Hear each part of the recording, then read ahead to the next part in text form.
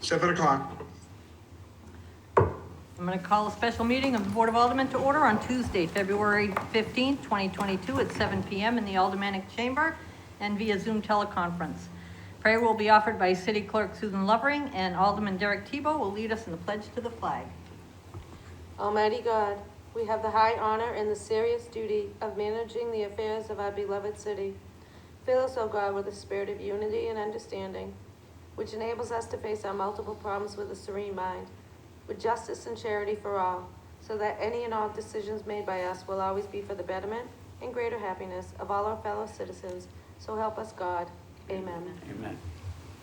I pledge allegiance to the flag of the United States of America and to the republic for which it stands, one nation under God, indivisible, with liberty and justice for all.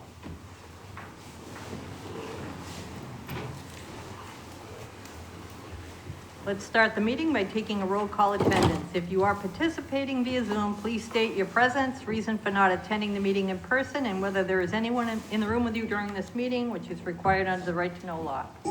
Madam Clerk? Alderman O'Brien. Present. Alderman Sullivan. Attending via Zoom because of a war commitment. There is no one else in the room with me. Alderman Clee. Here. Alderman Moran. Here. Alderman Lopez. Here. Alderman Jettie. Here. Alderman Clemmons. Here. Alderwoman Kelly. Alderman Camo. Present. Alderman Dowd. Present. Alderman Govea. Here. Alderman Kathy. Present. Alderman Tebow. Here. Alderwoman Timmons. Here. Alderman Wilshire. I'm here. You have 13 physically in attendance and 1 participating via Zoom. And Alderwoman Kelly is out of town on bereavement leave. Thank you. Also joining us this evening is Mayor Jim Donches and Corporation Counsel Steve Bolton. Tonight is for the Mayor's State of the City Address, and I wish to recognize Mayor Donches. Well, thank you. Thank you, President Wilshire and Vice President O'Brien, members of the Board of Aldermen, and Nashuans from all neighborhoods of our city. This year brings with it optimism and challenges in equal measure.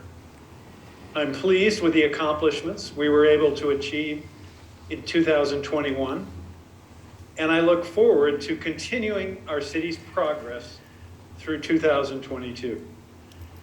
Before we talk about our vision for the future of Nashua, let's review this past year. When I spoke to you last February, we were 1 year into a public health crisis unlike any our nation has faced since 1918. We are still battling that pandemic today. We're all tired of COVID. COVID-19 has ebbed and flowed. Last summer, it seemed that the virus had nearly disappeared, and we were able to resume most of our normal activities in safety. Then came the Delta variant, and Omicron followed. We are grateful for the vaccines, which provide excellent protection against the virus.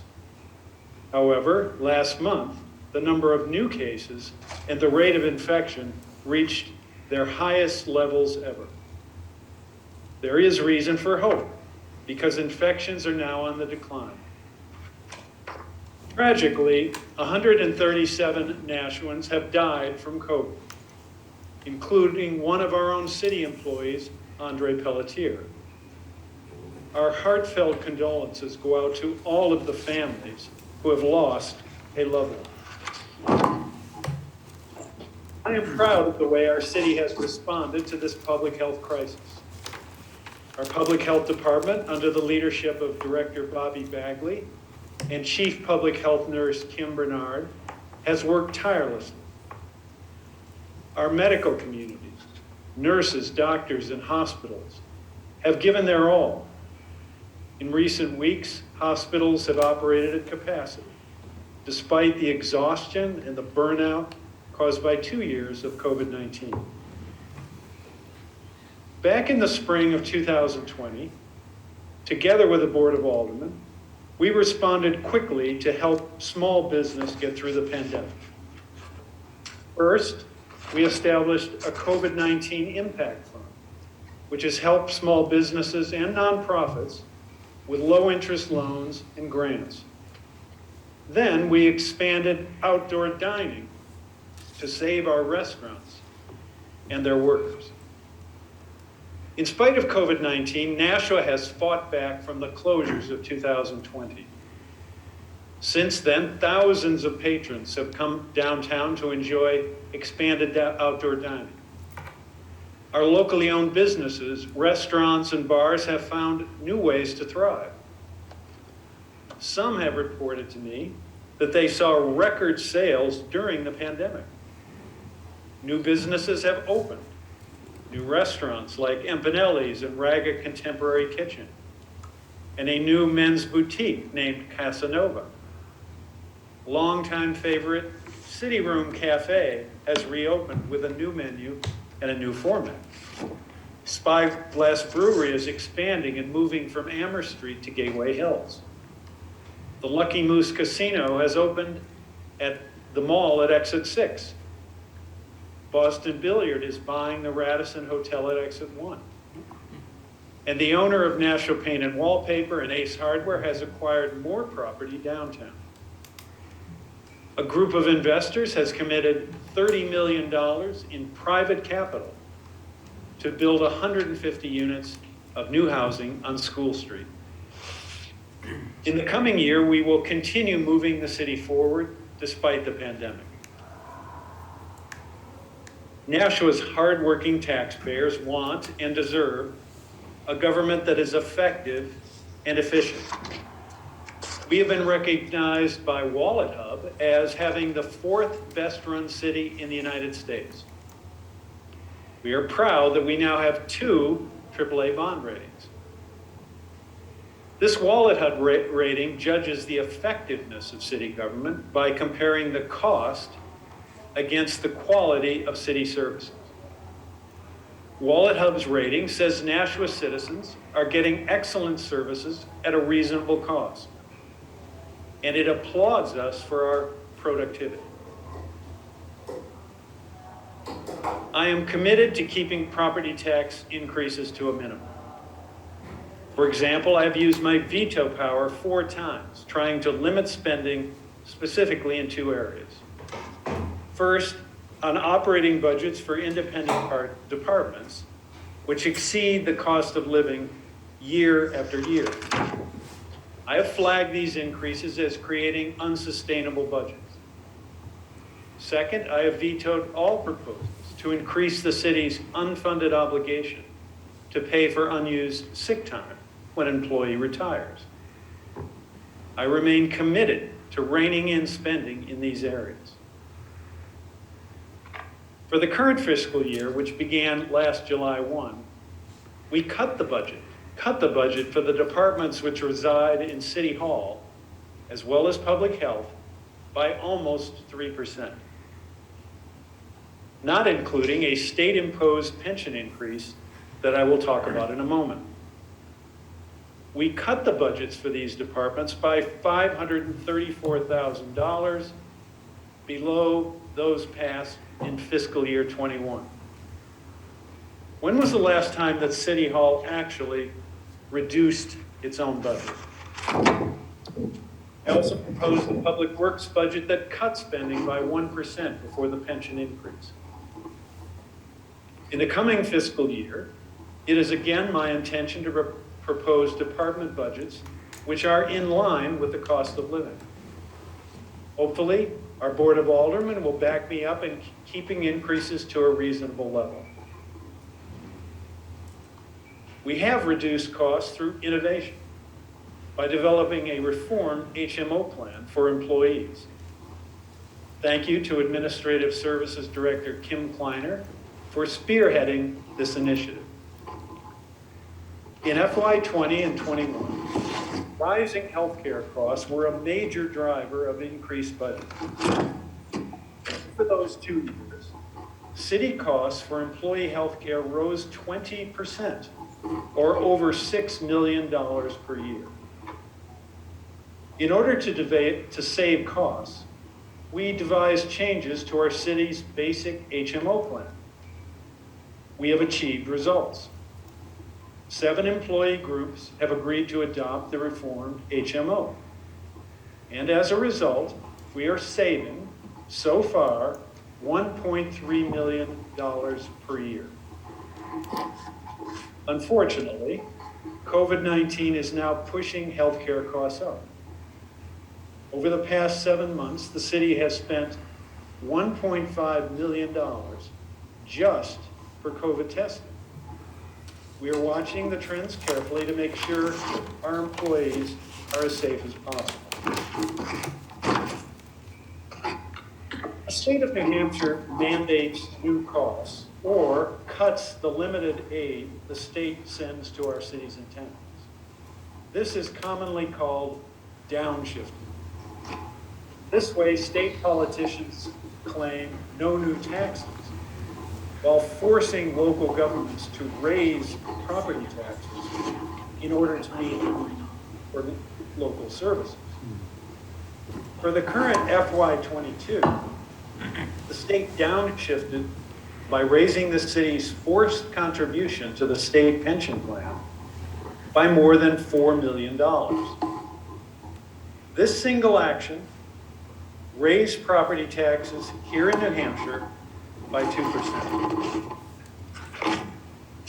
Decades ago, the state of New Hampshire persuaded Nashua and all other cities and towns to join the state pension system by committing in law that it would always pay 35% of city pension costs.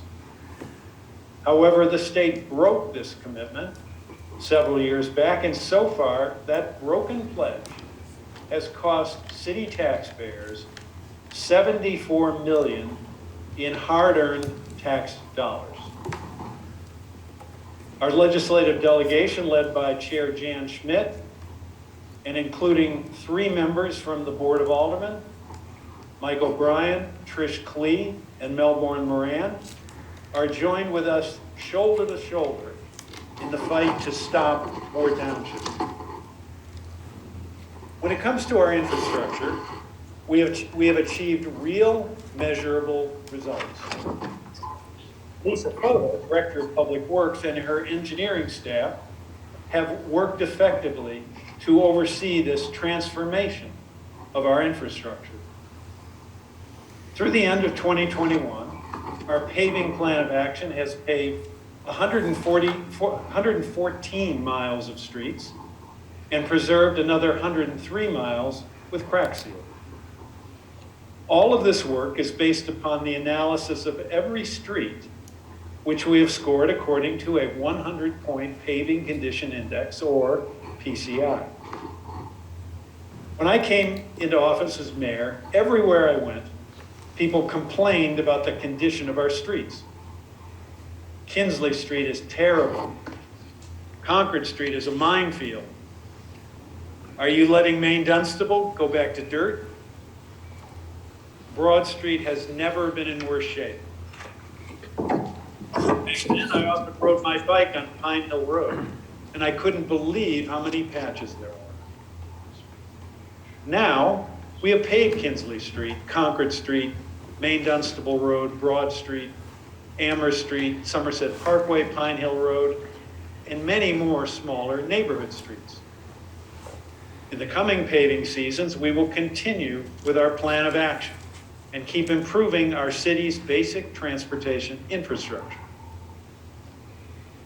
During the past several years, we have lined or replaced more than 20 miles of our sewer pipes, some of which date back to the 1800s. And we have rehabilitated the wastewater plant, which is heavily regulated by the federal EPA and the state of New Hampshire DES. We have expanded our city landfill so that it will have 10 to 15 more years of life, and we're seeking to permit phase 4, which will give us a total of 40 or 50 more years of life. Our investments in infrastructure pay dividends because they help us build a stronger, healthier economy and improve our day-to-day lives. For the past year, we have been conducting a revaluation of all Nashua properties. Periodic revaluations are required by the state of New Hampshire. We have hired an expert firm, Vision Government Solutions, to do the work.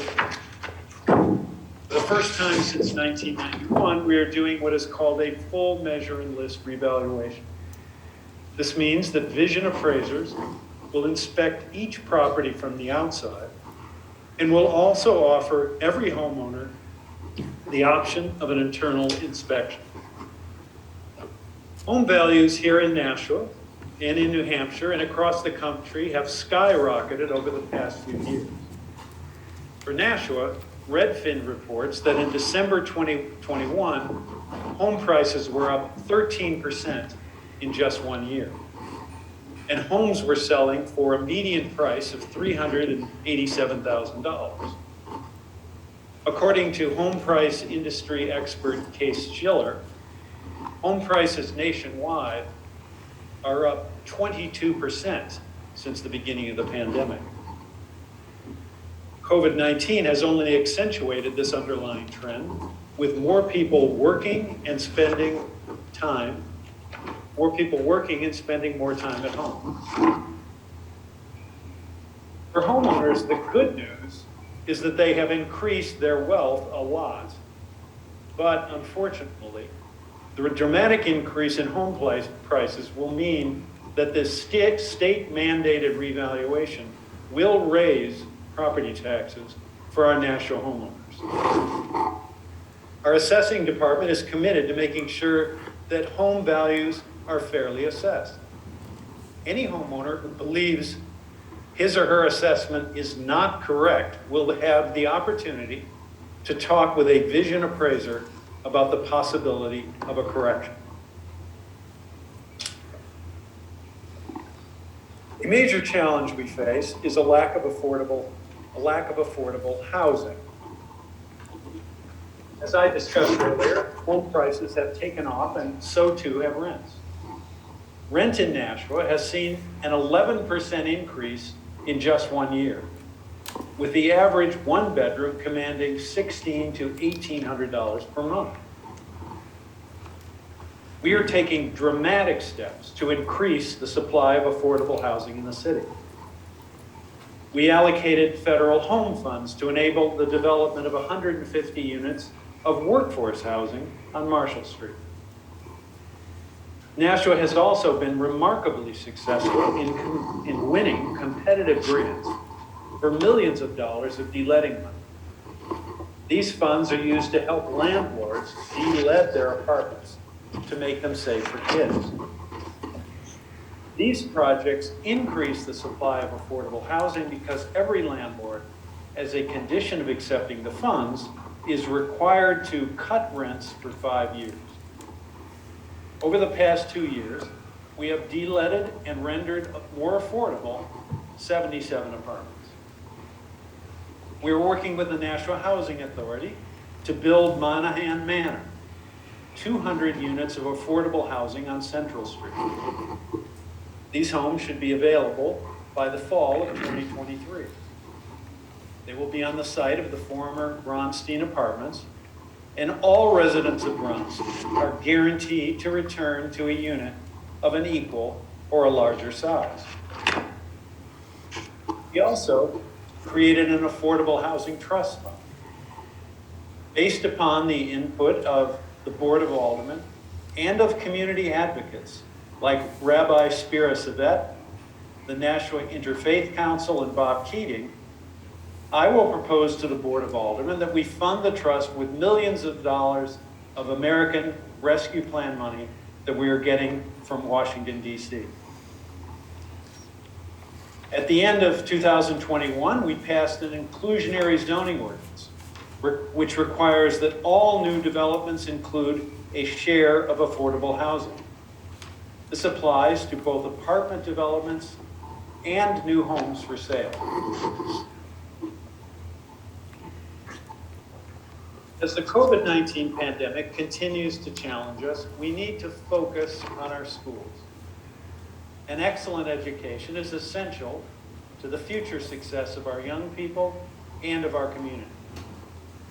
Our kids have been significantly affected by COVID-19 disruptions, and we need to pay special attention to them. We must make sure that the classrooms for all students get what they need to ensure that every child gets an excellent education. Our teachers, paraprofessionals, and other school staff have given their steadfast efforts to teach our kids under the difficult conditions, first of online learning, and now with the challenging daily presence of COVID. Our teachers are inspiring, passionate, and effective. They're showing every day in every school that they are committed to making sure that every child and every family have access to an excellent education. Better pay for better teachers. We must have competitive teachers' pay to retain and attract the best teachers to Nashua. Nashua ranks about 79 among the 160 or so school districts in New Hampshire in terms of average teachers' pay, which in Nashua is about $61,000. Nashua schools have had the problem of mid-level teachers who have been trained and seasoned here in Nashua, leaving for neighboring districts which offer better pay. Board of Education and the teachers are in negotiations for a new teacher's contract. The parties are very close, only about 0.1% apart for each of 4 annual raises. During the negotiations, the teachers have agreed to an important healthcare change that the city is seeking. That is the reformed HMO plan that I spoke about earlier. This change for teachers will save the city $2.3 million per year. Given the need to become more competitive when it comes to teachers' pay, and given this health care concession by the teachers, I believe the teachers' most recent position regarding raises is reasonable. With respect to the school buildings themselves, we are in the midst of a citywide program to improve our middle school infrastructure led by Alderman Rick Dow. We have already upgraded Fairgrounds Middle School with new classrooms, new technology, and solar panels, which provide all of the electric power the school needs. Work is underway at the Pennachuck Middle School. And when that is done, we will begin construction of a new middle school in the southwest neighborhood of the city to replace the aging Elm Street.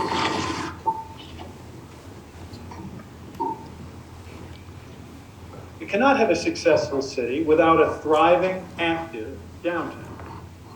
Downtown must be a place where people gather, where people want to be, and where they feel a sense of vitality and life.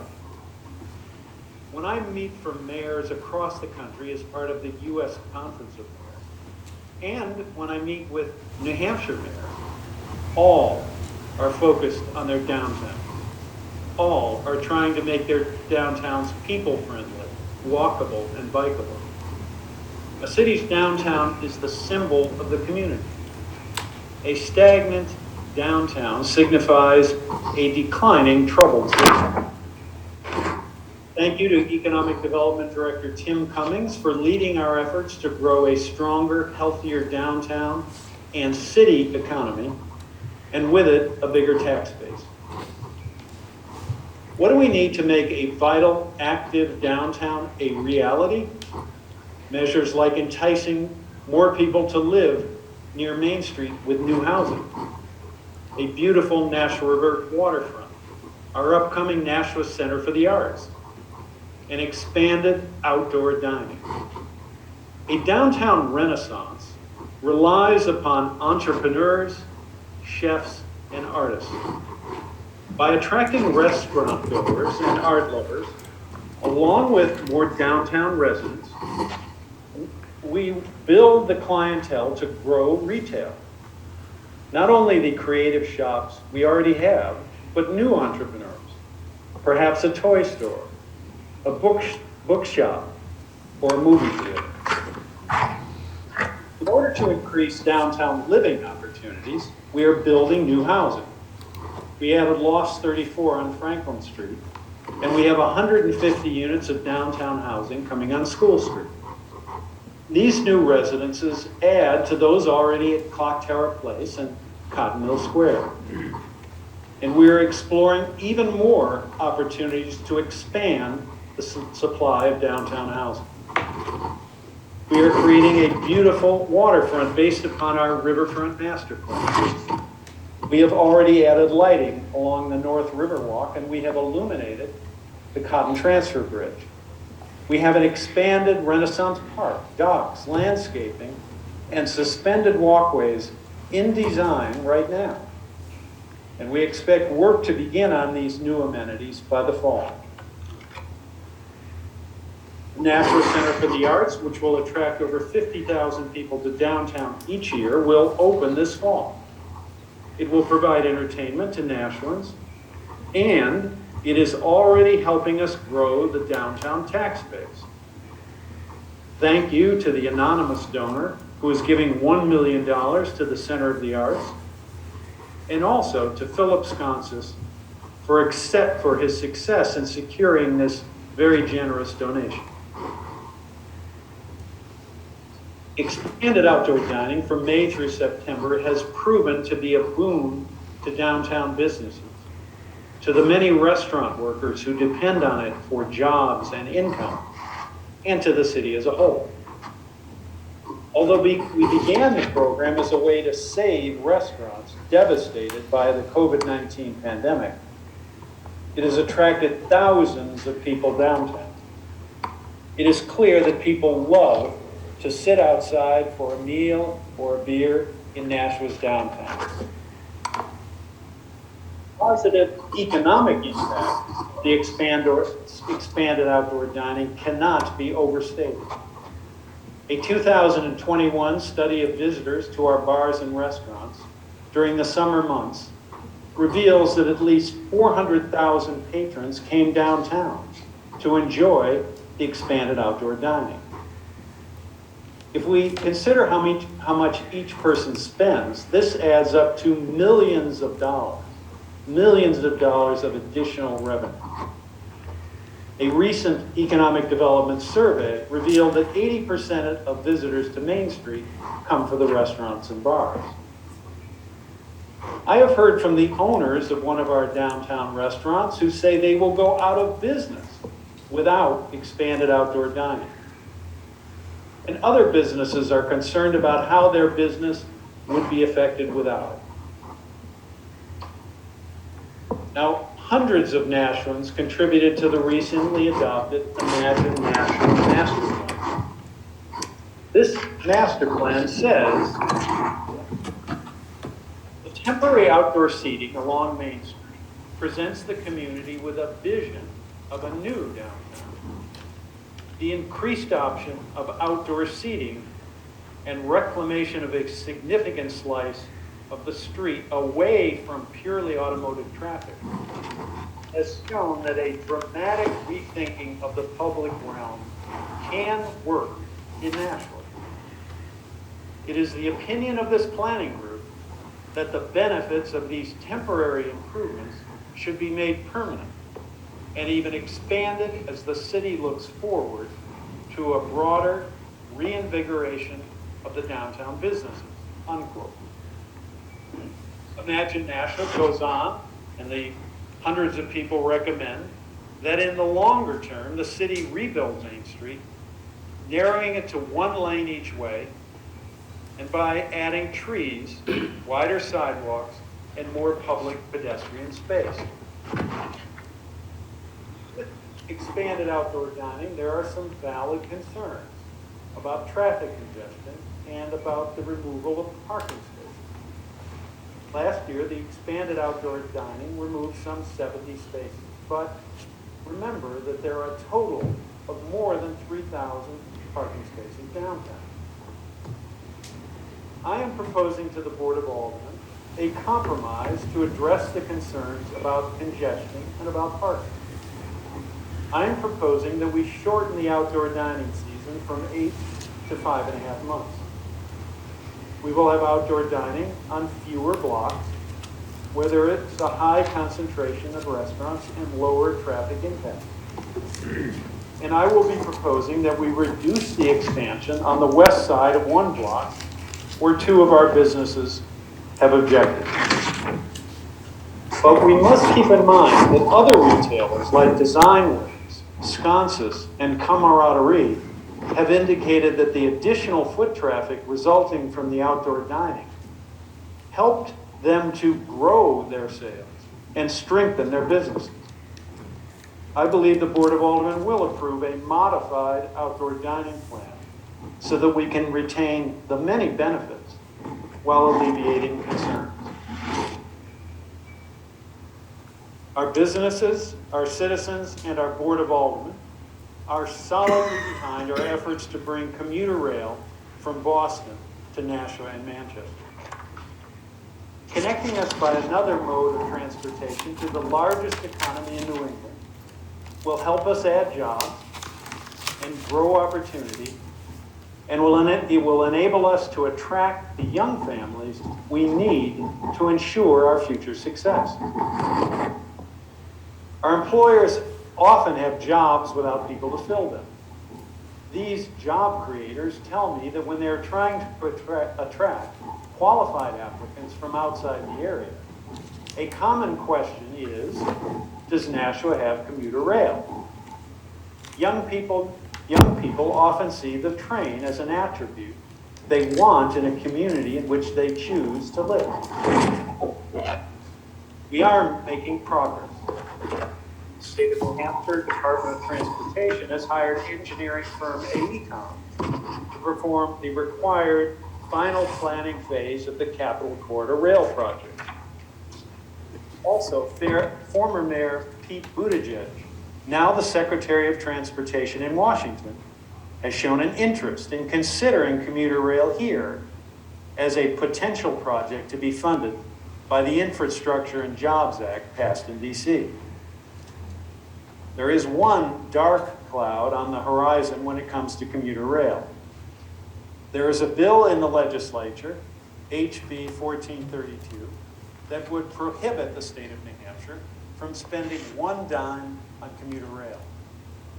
Some state funds will be required to make commuter rail a reality. As I mentioned, during this past year, the city completed our first master plan in 20 years.